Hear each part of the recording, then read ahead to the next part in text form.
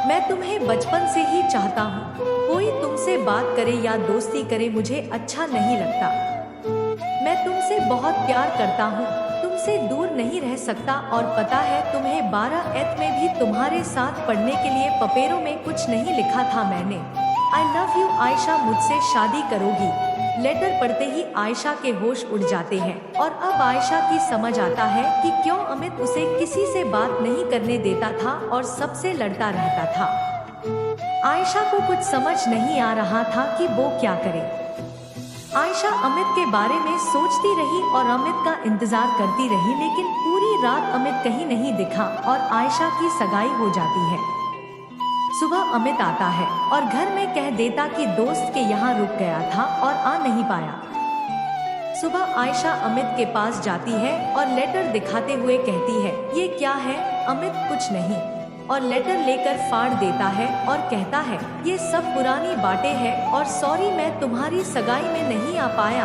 आयशा को पता था अमित खुश नहीं है, मगर आयशा ने भी कभी अमित को उस नज़र से नहीं देखा। उसने उसे हमेशा अपना दोस्त ही समझा था, लेकिन अमित आयशा के सामने अपने आप को खुश दिखाता ताकि आयशा को बुरा ना लगे। जब आयशा छोटी थी तब आयशा के पिता ने नया घर बनाया था। आयशा के घर के सामने अमित का घर था। तब अमित 6 साल का होगा और आयशा करीब 4.5 साल की होगी। आयशा और अमित साथ खेलते थे और एक ही स्कूल में जाते थे। दोनों बचपन से साथ बड़े हुए और अच्छे दोस्त बन गए थे। आयशा के पिता हमेशा आयशा से अमित के साथ रहने को कहते थे, क्योंकि आयशा और अमित के परिवार के पड़ोसी होने के कारण अच्छे संबंध थे। धीरे धीरे दोनों साथ बड़े हो रहे थे। कब अमित को आयशा से प्यार हो गया उसे पता ही नहीं चला। जब अमित 10वीं में था तब आयशा का एक नया दोस्त बन गया था। आयशा ने अमित को बताया तो अमित को जलन हुई और अमित ने उससे दोस्ती करने को मना किया। और फिर अमित ने आयशा का एक भी लड़का दोस्त नहीं बनने दिया। कुछ साल बाद अमित के 12वीं के एग्जाम आ गए थे और आयशा के 11वीं थे।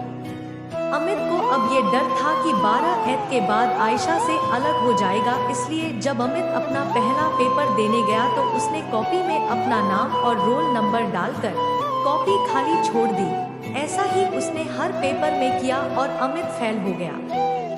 अमित के फेल होने से अमित बहुत खुश था, लेकिन जब उसके पिता ने उसका रिजल्ट देखा तो सभी सब्जेक्ट्स में 0 नंबर थे। ये देखकर अमित के पिता ने अमित को पिटाई लगाई, लेकिन इससे अमित को कोई फर्क नहीं पड़ा। वो खुश था ये सोचकर कि अब वो आयशा के साथ ही पढ़ेगा। एक दिन आयशा ने अमित से पूछा, तू फेल कैसे हो गया? पढ़ाई तो की थी तूने। अमित, पता नहीं। आयशा हंसने लगी और कहने लगी, सभी सब्जेक्ट्स में 0 नंबर किसके आते? अमित आयशा को खुश देखकर खुद भी हंसने लगा। अमित ने अभी तक आयशा को नहीं बताया था कि वह उससे प्यार करता है।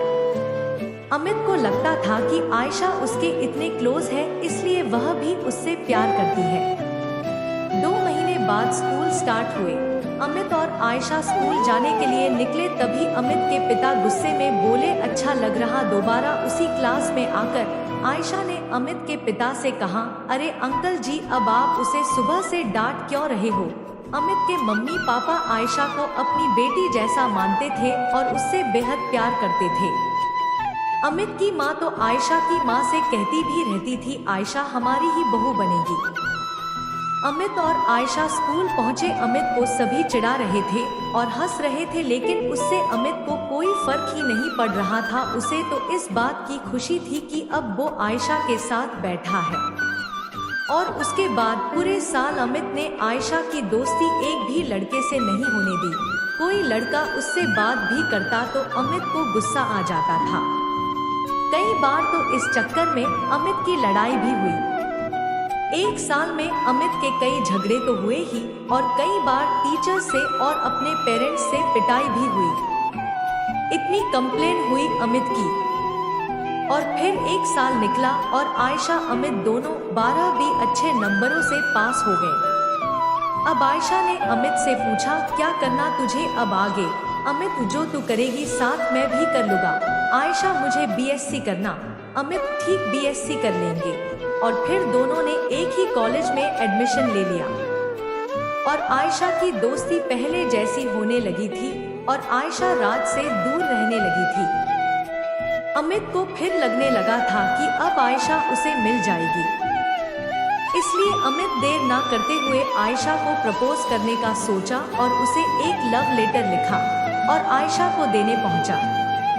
लेकिन अमित अपना लेटर आयशा को दे उससे पहले आयशा अमित से खुश होकर कहने लगी, राज आया था और उसने माफी मांगी, रो रहा था वो और शादी करने को कहा। अमित ये सुनकर आयशा से कहने लगा, तुम खुश हो ना अब? आयशा, हाँ बहुत खुश हूँ। अमित आयशा को झूठी हंसी दिखाकर वहां से चला गया और घर जाकर रोने लगा।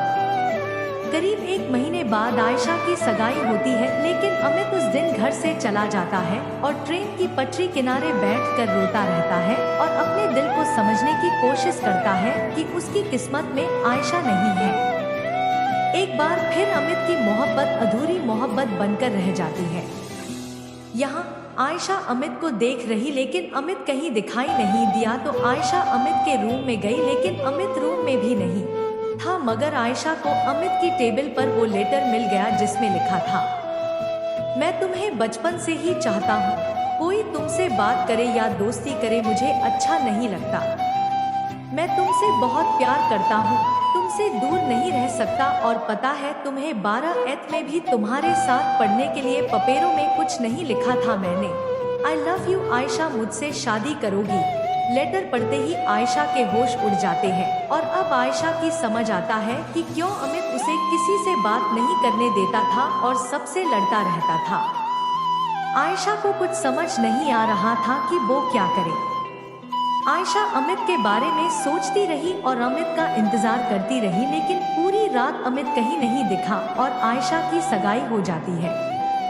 सुबह अमित आता है और घर में कह देता कि दोस्त के यहाँ रुक गया था और आ नहीं पाया। सुबह आयशा अमित के पास जाती है और लेटर दिखाते हुए कहती है, ये क्या है? अमित, कुछ नहीं।